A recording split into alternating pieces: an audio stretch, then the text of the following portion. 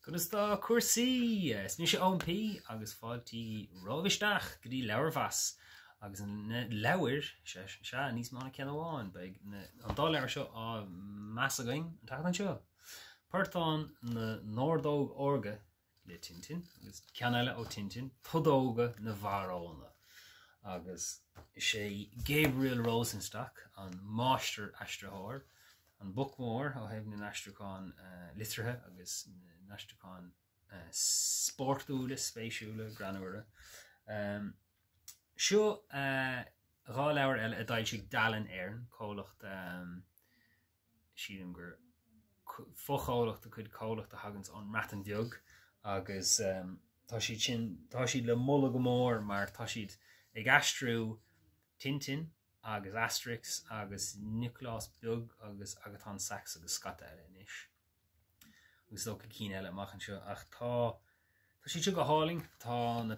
pictóirí go háling, chuirtar láthirí de bhealach anías, tá na leabhar is dó go siad ábharíonn seanaimsir inis don léthóir sa bhí hain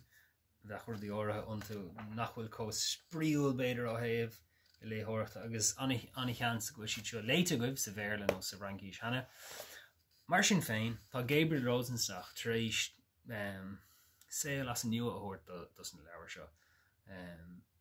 agus aistriúcháin fíor granúir, fíor idirthéacsúil a hagraíonn do farsanna mór is saoil na Gaeilge, is saoil na Éireann,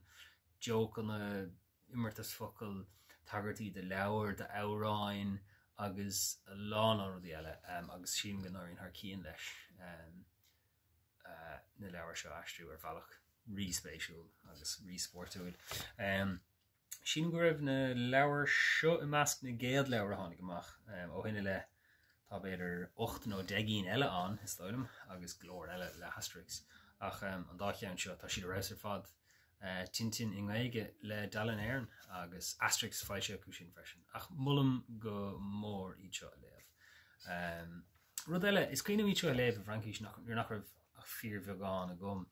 Bhíonn na pictóirí an dá mbeadh cara leat a géirí fiile ar an léthóir sa Gaeilge defa a bhuladóibh Tintin léamh like bhainadís. Sultasta agus ní bheadh ach cumas measar é testail leis an scéalt a thuiscint mar go pictóirí iontu agus dá mbeadh smadar éigean na Gaeilge go siad an go dúir fá leat na scéalta. Mar sin é Tintin in Gaeilge le Dalen Éireann, sin é deir le leabhar-mheas dún lá inniu feice mé sibh a ríist is dóilm tá súla gom. Idir an Dalen bíigí léamh agus bíigí ag leabhar-mheas sin bríomh inis. Sa bhain tamlíon na chuirde go leabhar léamh.